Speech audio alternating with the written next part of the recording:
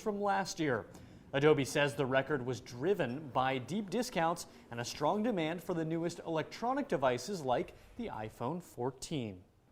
As mortgage rates and home prices rise, the federal government's making moves to catch up. For the first time, the government plans to back mortgages of more than $1 million. According to the agency, the limit in expensive markets like California will rise to $1.08 million, a 12% jump. The increase might provide some relief for borrowers purchasing high-priced properties because those mortgages usually offer lower rates. Federal Reserve Chairman Jerome Powell says the U.S. Central Bank could slow its interest rate increase at its meeting next month. Powell made the comments in Washington yesterday, stressing the policymakers have more work to do in order to crush stubbornly high inflation. The Fed raised rates by 75 basis points at the beginning of November for the fourth straight meeting. It's an attempt to wrestle inflation closer to its 2% target. This has been the most aggressive tightening since the 1980s. Still ahead, it's back, the return of our annual 17 Days of Christmas toy drive. How you can make the holidays a lot brighter for kids and teens here at home, coming up.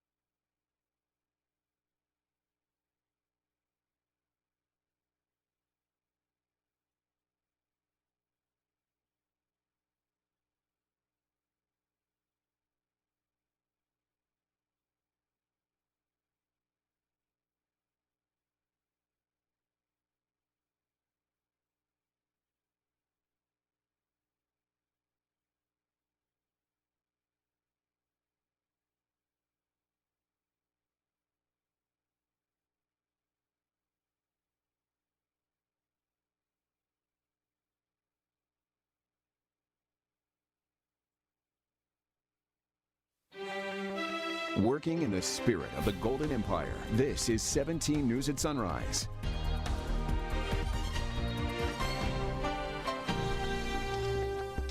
It's good to have you with us here at 5:30 alongside Maddie Jansen. I'm Chris Burton in for Alex today. He's on our dayside team, which means I get to kick off December in the mornings. We've got the Christmas decorations, we're talking about the parade, and even the chance of rain.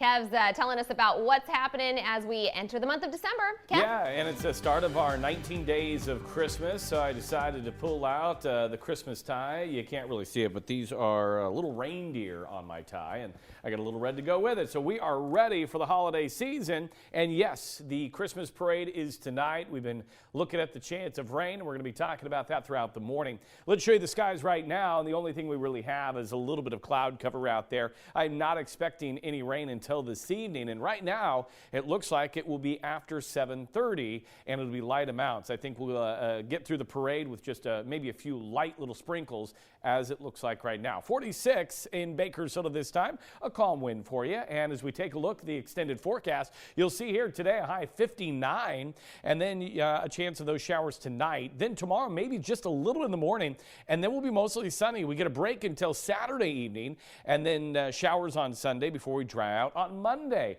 And then for the Tehachapi area right now, you sit at 28 degrees, a calm wind. You do have a little bit of cloud cover out there, and also the chance of some of these showers later on this evening after 7:30, I think. 47 is our high up that way. And then tomorrow morning, maybe a lingering shot of a shower, then dry most of the day.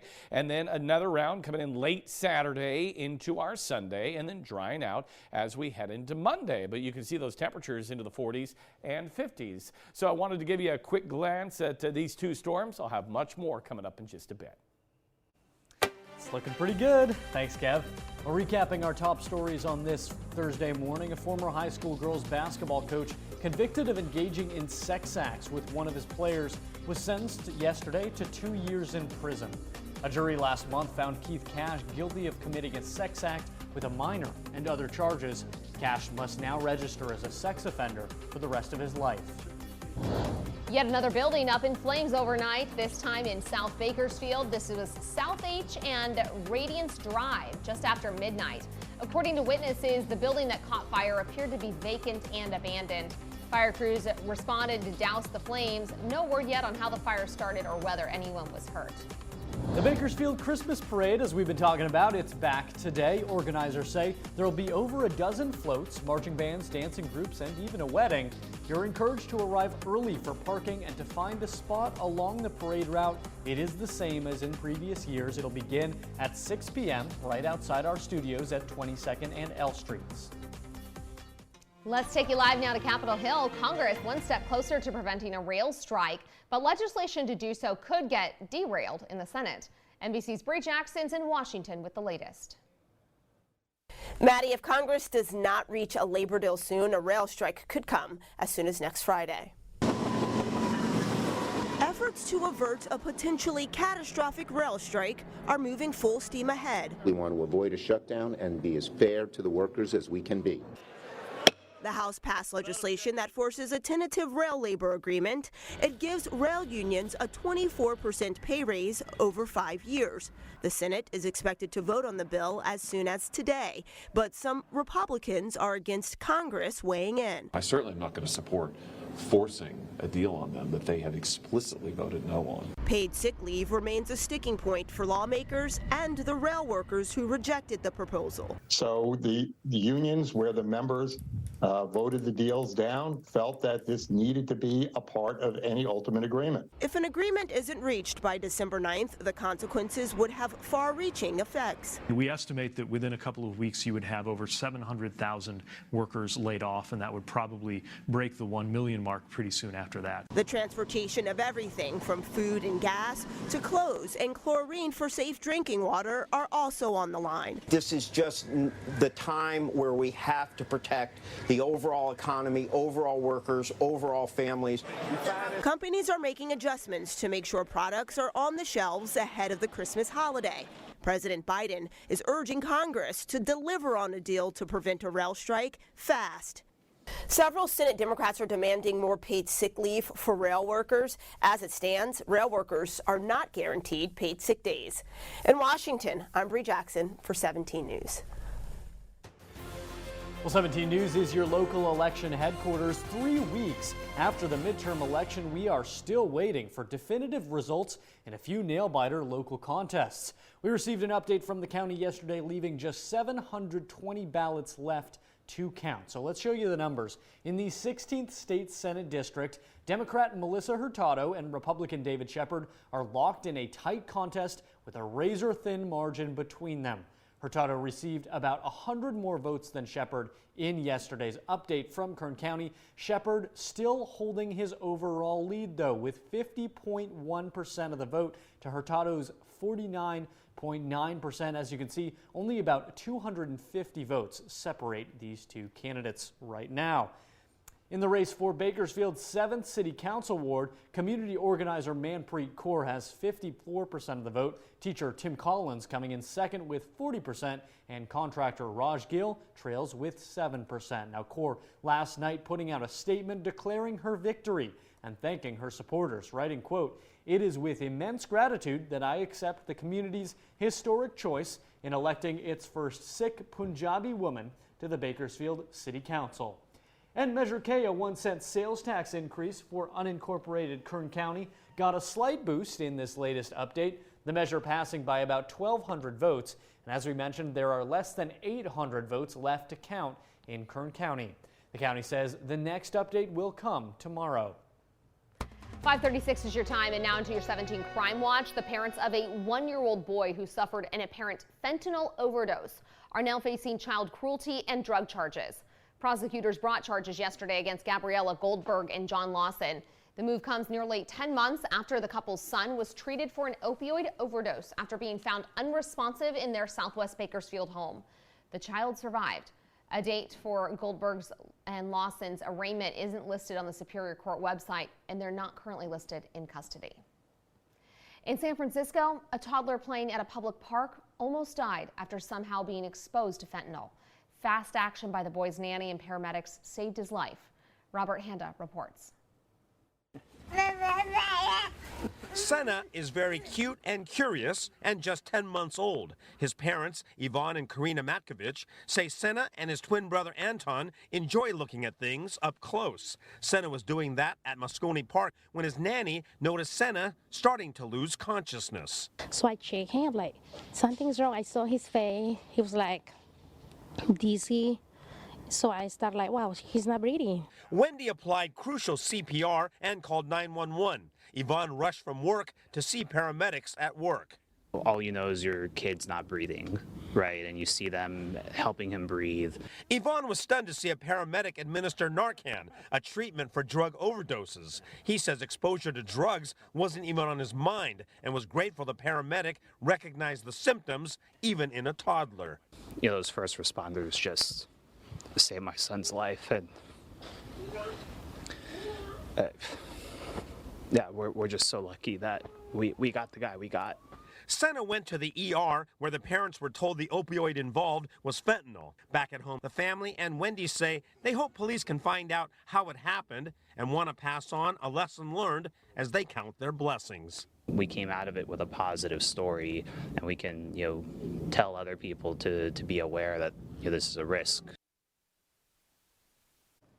Robert Honda reporting. So scary. It's just terrifying. It's every parent's worst nightmare. And we know that something like that is rare, but that's just so devastating that is kind of the state of our world right now. Right, clearly can happen.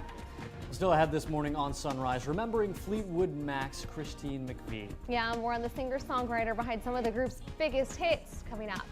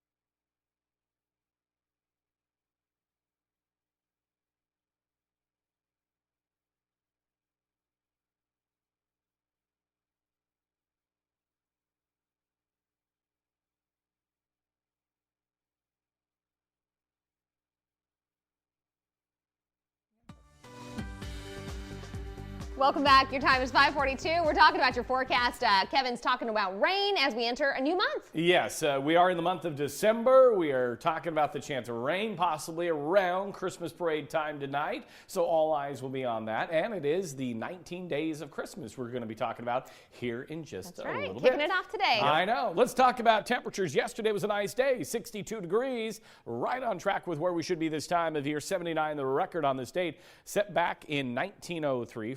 4:44 will be our sunset this evening, and you can see the morning commute underway in Mohawk and Rosedale. 46 right now with no winds. And as we take a look at the hour by hour, we'll see those clouds throughout the day. This model going through 3 p.m., and you can see we're in the lower 60s and dry. Again, I'm not really looking at rain to arrive until probably after 7:30, and so, unless we see some drastic changes in the progression of this system that's northbound right now. 28 in Tehachapi currently under a calm wind. We will see a little breeze pick up throughout the afternoon, and you can see those clouds will be pushing in as well. Temperatures today expected in the upper 40s. Again, talking about the 19 days of Christmas. Wait, what used to be 17? Well, we added a few days. We're going to talk more about it coming up after the break.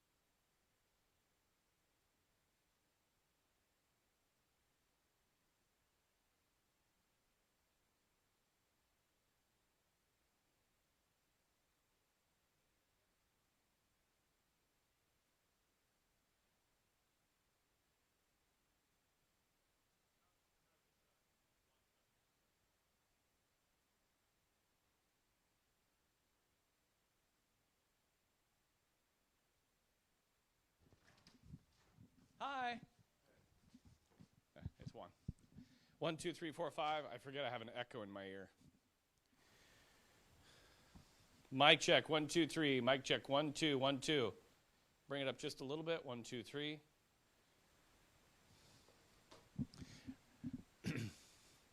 How much time do I have? 1, 2, 3, 4, 5. 1, 2, 3, 4, 5. 1, 2, 3, 4, 5. Okay, I'm going to have Juan give me a cue to go. Because I've got this one, because I'm back and forth, and it's echoing. I don't want to switch it out every...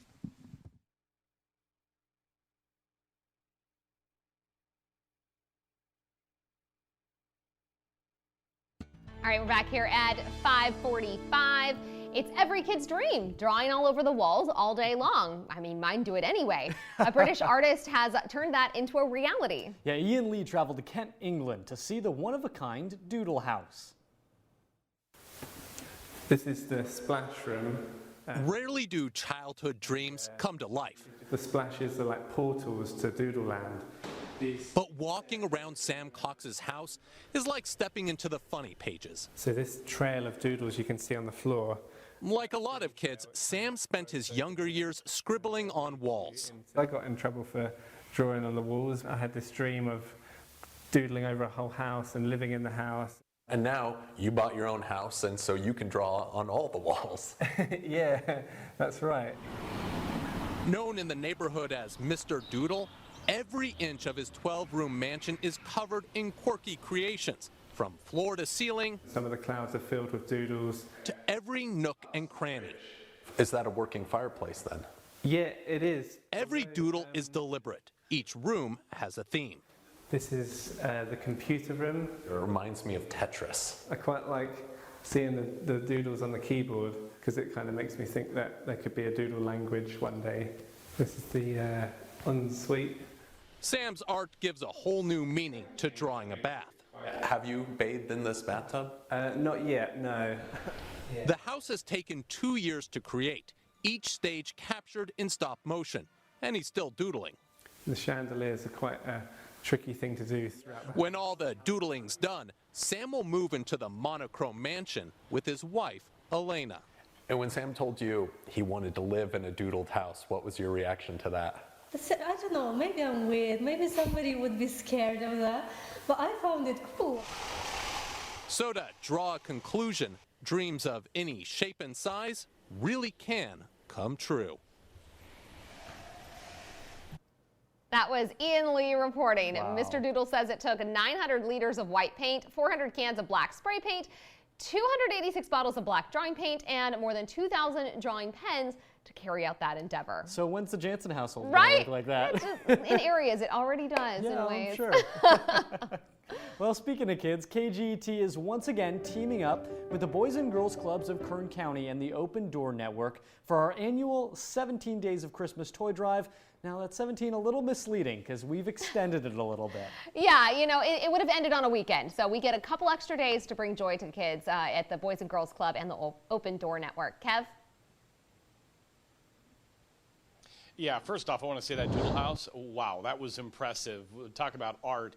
And now we're talking about the 17 Days of Christmas, and we've extended it to 19 days because of the weekend, but we've already had some toys dropped off here at our lobby, and here's one. It's called a Pop-It. And let me say, if you've never heard of these, my niece and nephew loved these last year when I had these sent to their home. So a lot of great toys already being dropped off. They came in a little bit early yesterday, officially starting our 17 Days of Christmas today. So we hope that you will come down, you will support the kids at the Boys and Girls Club and the Open Door Network, or known as the Bakersfield Homeless Shelter. And again, all items are being asked for kids, for young kids, for the teenagers. And our hope is by the end of our drive here that the toys will be so stacked high in our lobby that we will not even be able to see the Christmas tree. And you can see the Christmas tree behind me. There's a few toys underneath it right now. But again, when we're all said and done, we hope to have the pile of toys at the very top where you can't even see the tree. But again, today, kicking off our 17 Days of Christmas. It's so fun to see the deliveries that come in over the next few weeks. And it's just so great to see all the generosity in our community. Can't wait. Thanks, Kev. 5:49 now. Rumors swirling this morning of a record-breaking deal offered to international soccer star Cristiano Ronaldo. And it is astronomical. More on the club that could make Ronaldo the highest-paid athlete in the world. Next.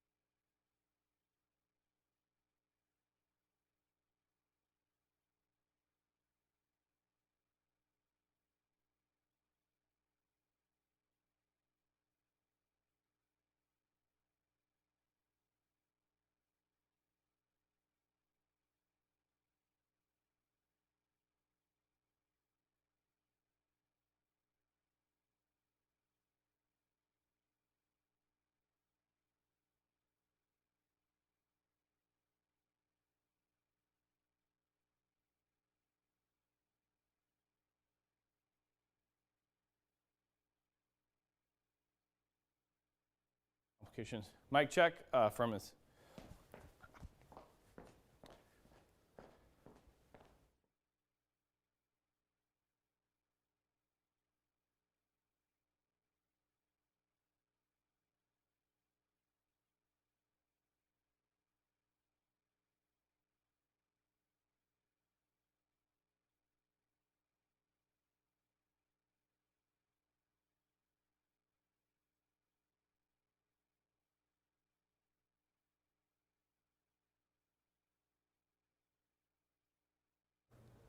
Welcome back. It is 5:52. It's looking like Christmas, and it is December today. Can't believe we're already kicking off a new month. New month, and we've got a lot of great things for the holiday season taking place, as you saw in our lobby for our 17 days of Christmas. And now we've got the Christmas parade tonight, and all eyes on the skies around the Bakersfield area.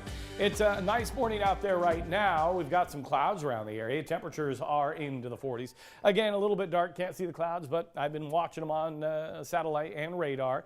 And we've got some temperatures into the 40s. 39 though in Delano, 45 in Buttonwillow, Taft at 44, and then into the mountains we've got 20s and 30s right now. Tehachapi at 28, 35 out of the Kern River Valley for Lake Isabella. And again, the watches and warnings, we are going to see the winds pick up a little bit out in the desert today, so keep that in mind. The wind advisory in place until Friday, tomorrow morning at 4 a.m. And then we have the winter weather advisory north of the Kern County area, mainly up near the Alta Sierra. That's as close as it'll be for Kern County and some of the higher elevations there. We are starting to see some rain starting to fall from Redding into Sacramento, San Francisco. This will be a slow progression towards Kern County as we go throughout the day.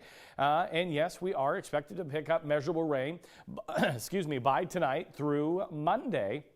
And as we take a look at temperatures today, 50 in Sacramento, it's going to be a cool 36 out of Tahoe. We're looking at 54 in Fresno and 50s if you're headed to LA or San Diego. So let's take a look at the Pacific and their system number 1. System number 2 in waiting, just waiting in line. That's going to come in as we head into late Saturday and Sunday.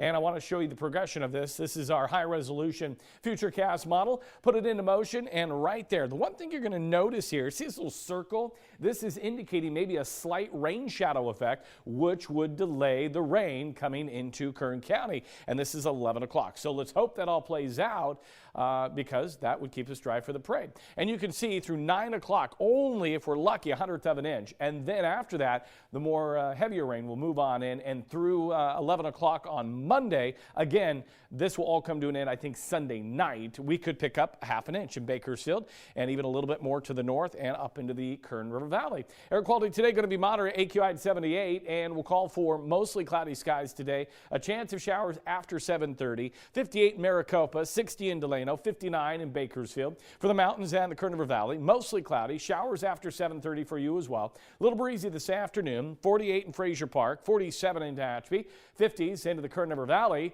And then for the desert, mostly cloudy. A chance of showers after 8 o'clock tonight. And Mojave should be right near 53. Chris?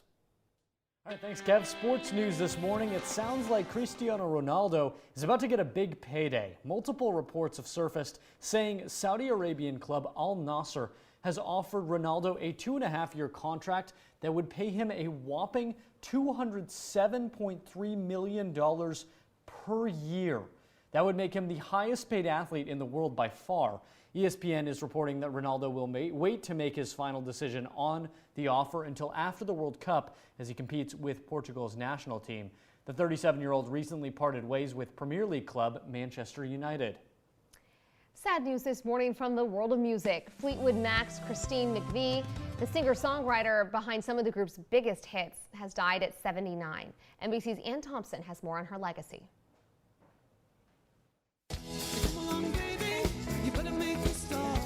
A self-described quick writer, Christine McVie penned and sang many of Fleetwood Mac's biggest hits. Catchy pop tunes and ballads.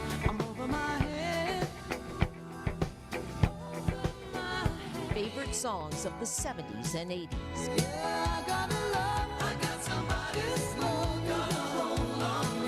Some inspired by the band's offstage romantic entanglements. Born Christine Perfect in England, the art student was drawn to music. After a couple of gigs, she joined Fleetwood Mac and married bassist John McVie.